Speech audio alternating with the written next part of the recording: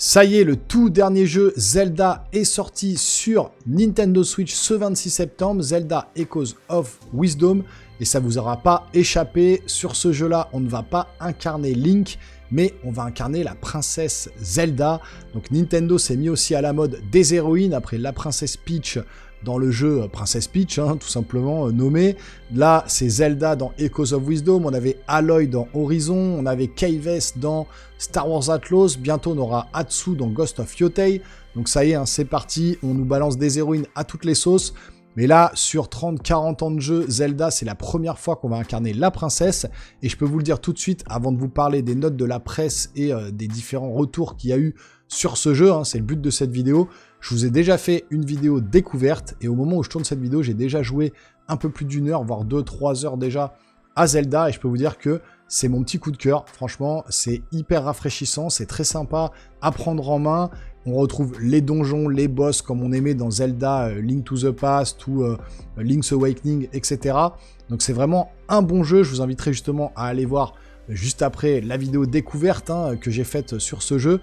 Mais là, on va s'attarder sur les notes de la presse. Comme d'habitude, Metacritic, jeuxvideo.com, Gamergen, Gameblog, IGN, compagnie. On va aller voir un petit peu les notes qu'il a reçues, les différentes critiques. Donc installez-vous confortablement. Zelda Echoes of Wisdom, ça vaut quoi? Et bien on en parle tout de suite sur la chaîne.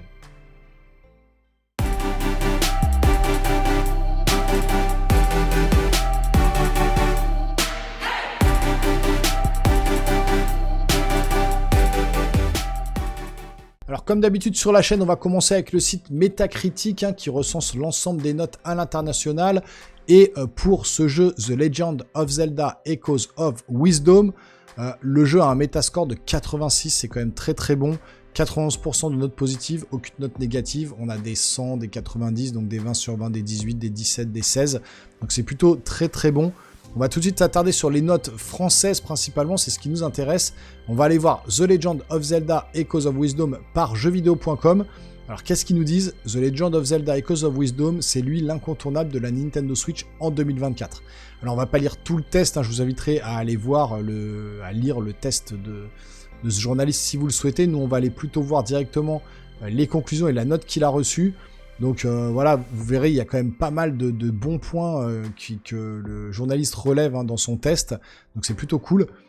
Et puis en conclusion, point fort, gameplay sur mesure, la variété de l'univers dans la forme et le fond, un contenu annexe diversifié et très bien pensé, une exploration libre et naturelle, convient aux amateurs de longue date comme aux nouveaux venus, une version sur OLED sublime. Et ça je le rejoins, c'est vrai que c'est très très beau sur la console portable.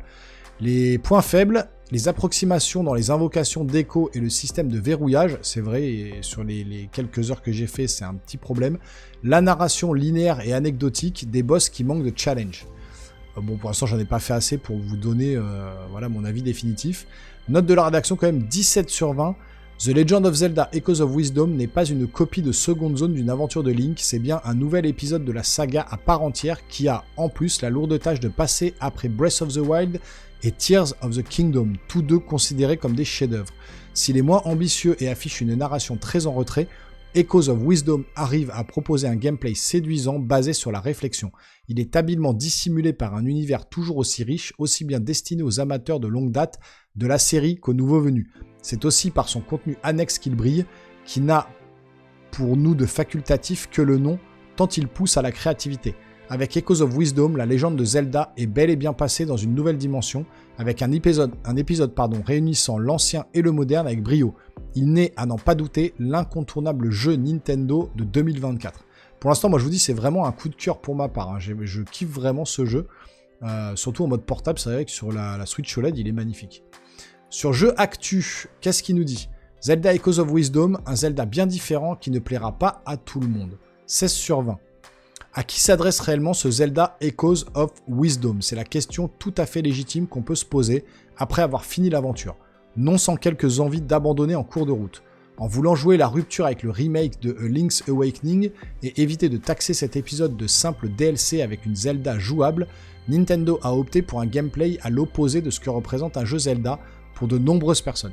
C'est vrai, on a été biberonné pendant près de 40 ans à un jeu d'action-aventure où l'on sort son épée pour tuer des ennemis et un bouclier pour se protéger des attaques.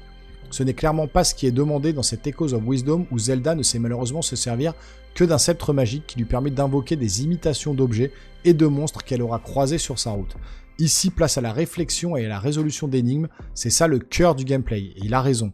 Et l'on peut évidemment comprendre que le jeu risque de déplaire à une grande partie du public habituel. Il aura fallu pour ma part un peu plus d'entrain, et de professionnalisme aussi, pour aller jusqu'au bout de cette aventure qui se finit entre 20 et 30 heures en ligne droite. L'approche est différente, le changement certain, même si, Nintendo oblige, tout est fait avec soin et une finition exemplaire, malgré des boss décevants. D'autant que c'est l'épisode qui renoue avec les bonnes vieilles traditions des donjons d'antan. Assez paradoxal, quelque part, mais au moins, maintenant, vous êtes prévenus. Il a pas tort, je le rejoins. On incarne enfin Zelda dans les plus, un gameplay qui pousse à la créativité, belle liberté d'exploration, les donjons à l'ancienne, direction artistique toujours aussi mignonne, une belle durée de vie entre 20 et 30 heures, de bien belle musique, ce n'est pas une redite du remake 2019 de Link's Awakening. Les moins, une Zelda bien trop passive, retrouver le bon écho dans le menu devient vite pénible, des boss décevants et trop faciles, histoire franchement pas palpitante et peu engageante, des chutes de framerate à certains passages. Alors vous irez regarder justement, oui, ma découverte du jeu, et vous verrez effectivement qu'il y a des chutes de framerate, ça je les ai remarquées. Effectivement, pour retrouver les objets à imiter, à recopier dans le menu, c'est un peu pénible. Et puis, bon, par contre, diriger Zelda, ça change un petit peu. Moi, je suis un pro Link aussi, j'ai joué à tous les jeux Zelda depuis qu'ils sont sortis, depuis la NES. Et c'est vrai que c'est un peu déstabilisant, mais je trouve qu'il y a un petit côté vraiment qui change de d'habitude et qui fait du bien en attendant un autre vrai Zelda qui arrivera avec un gros Link là qu'on pourra incarner sur Nintendo Switch 2.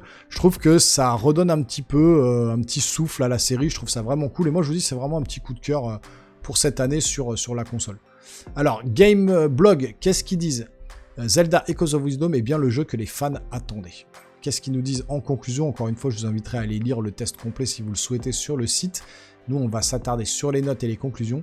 Donc 8 sur 10, donc 16 sur 20. Conclusion, la licence Zelda fait un retour magique sur Nintendo Switch avec un titre qui apporte un vent de fraîcheur bienvenu. Nous donnons l'occasion inédite d'incarner la princesse en personne. Echoes of Wisdom porte l'héritage de toute une licence à laquelle elle apporte son lot de petites nouveautés. Grezzo est ainsi parvenu à associer la sensation de l'exploration des donjons qui manquait à de nombreux fans, et cela au travers d'un gameplay directement inspiré par Tears of the Kingdom. Ainsi, le jeu réussit à parler aux fans d'hier et d'aujourd'hui, pour une expérience qui prouve que même après quasiment 40 ans, les licences historiques de Nintendo savent se renouveler. Et surtout, n'hésite pas à oser. Après un tel opus, on ne peut que demander encore plus d'ambition pour les futurs jeux Zelda 2D. Les points forts, l'invitation à la créativité grâce aux échos, l'association de la sagesse et de la force, une narration plus moderne, l'alliance générale de la nostalgie et de la modernité, une direction artistique somptueuse. Je rejoins aussi sur ce point-là, la DA elle est mortelle. Alors, les points faibles, donc l'invitation à la créativité malgré leur rangement chaotique, c'est vrai que le rangement c'est pénible, des séquences de combat qui nous laissent parfois trop en retrait, donc une narration plus moderne mais trop simpliste par endroits, des thèmes musicaux trop peu marquants pour un Zelda, et des baisses de framerate fréquentes en docké et en nomade. Alors, les thèmes musicaux, moi je les trouve plutôt cool, ils restent en tête et ils sont entêtants, c'est le cas de le dire. Et les baisses de framerate fréquentes, alors pour l'instant j'ai pas assez joué pour vous le dire, mais j'ai vu tout de suite que oui, il y avait des baisses de framerate, peut-être un peu moins en nomade, mais en docké, ouais, j'ai vu les baisses de framerate, ça c'est clair. Et vous les verrez peut-être dans la vidéo découverte également. Alors, test pour Gamergen, The Legend of Zelda Echoes of Wisdom, un mini Breath of the Wild tout mignon. Marcel Duchemin, notre Marty Japan préféré. On va également aller directement à la dernière page pour voir sa conclusion. Hop, page numéro 3. Qu'est-ce qu'il nous dit ? Gamergen indispensable. Soyons francs, nous n'attendions pas grand-chose de The Legend of Zelda Echoes of Wisdom et au final, nous avons passé un excellent moment avec la princesse Zelda. L'Odyssée commence avec douceur et quelques lenteurs pour que le joueur puisse assimiler toutes les subtilités que le jeu a à offrir. Une fois les commandes domptées, l'aventure débute et vous serez forcément émerveillé par cette expérience colorée et prenante dans un monde ultra mignon. N'ayons pas peur des mots, Echoes of Wisdom est un incontournable à faire absolument sur sa belle Nintendo Switch. Les plus, la direction artistique toujours aussi mignonne, le gameplay excellente idée, plusieurs mini-quêtes à réaliser, les musiques à l'image de l'héroïne, les amiibo pour recevoir de gros cadeaux. Ah tiens, j'ai pas essayé les amiibo. En plus j'ai plein de cartes, je vous ai fait une vidéo où on peut acheter des cartes sur Temu ou je sais plus où j'ai acheté ces cartes-là. Et du coup, sur eBay, et vous recevez des cartes qui sont des cartes NFC à la place des personnages. Vous n'avez pas besoin d'avoir les 150 personnages, vous avez toutes les cartes. et vous les scannez. Il y a une vidéo sur ma chaîne, je vous inviterai à aller voir dans les trucs et astuces, je crois. Et les moins, les ralentissements un poil énervant et impossible d'user de l'écran tactile dans l'inventaire, dommage. Ah oui, ça aurait été une bonne idée. Et ouais, les ralentissements, les chutes de framerate, encore une fois, voilà, c'est soulevé par par Marty Japan. Alors graphisme 17 sur 20, bande son 18, jouabilité 18, durée de vie 17, scénario 16, verdict 18 sur 20. C'est la plus grosse note qu'on ait vue dans voilà, les différentes notes les différents tests qu'on a pu voir de la presse française. Et je pense que si je devais mettre une note là sur les quelques heures que j'ai fait du jeu, je mettrais peut-être entre 16 et 17 sur 20 me concernant. Bon voilà, le retour de la presse est plutôt positif, les joueurs aussi, j'ai été voir quelques notes des joueurs, c'est plutôt positif, c'est sûr que ça va peut-être freiner certains concernant le fait qu'on joue Zelda, la princesse, et pas Link. Alors on le contrôle tout au début du jeu, vous verrez sur ma vidéo découverte. Parfois on peut avoir l'épée de Link et se transformer pour un temps très court en Link, on va dire, avec l'épée et le bouclier pour pouvoir combattre. Donc il y a quand même un petit peu ces phases-là de gameplay, de combat qui rappellent en fait les anciens jeux Zelda. Mais c'est vrai que là on va plus être sur la réflexion, les énigmes, comment passer certains points, etc. C'est beaucoup axé là-dessus. Et c'est peut-être ça qui va rebuter certains joueurs. Pour ma part, je trouve que c'est un petit vent de fraîcheur, ça fait du bien. Je vous dis, en attendant un gros jeu Zelda qui doit être en préparation sur la prochaine console de Nintendo, je suis sûr qu'ils vont nous balancer un truc, mais qui va nous exploser la tête, franchement, avec un jeu Mario aussi, je pense, un Mario Odyssey 2 ou autre. Donc j'ai vraiment hâte d'avoir cette nouvelle console en main et puis de pouvoir me relancer dans les aventures de Link. Mais en attendant, avoir, voilà, le fait de pouvoir jouer la princesse Zelda pour la toute première fois en 40 ans, je trouve ça plutôt cool. Moi, ça me dérange pas et je vous le dis encore une fois, c'est un petit coup de cœur pour moi pour cette fin d'année 2024, en tout cas ce mois de septembre, puisque voilà, on va approcher des fêtes de Noël et il n'y aura pas d'autres jeux Zelda, sauf si par miracle Nintendo nous sort du chapeau les remakes de Wind Waker et Twilight Princess qu'on attend et qui sont en soi-disant leak, fuite, rumeur depuis des mois, des années même. Donc on verra bien s'ils vont les sortir pour les fêtes de fin d'année en nous disant tiens regardez, bim, la dernière cartouche, on vous sort Wind Waker, Twilight Princess en remake. Bon écoutez, on verra bien ça, seul l'avenir nous le dira dans les prochains mois à venir. Donc j'espère que cette vidéo vous a plu, si c'est le cas, vous savez, vous connaissez la chanson, le petit abonnement, le petit pouce en l'air, et puis le commentaire pour la machine YouTube pour le référencement de la vidéo, et puis pour qu'on puisse discuter tous ensemble de ce jeu Zelda Echoes of Wisdom. Je vous attends nombreux, on se revoit très rapidement sur la chaîne Les Geeks, portez-vous bien, ciao ciao.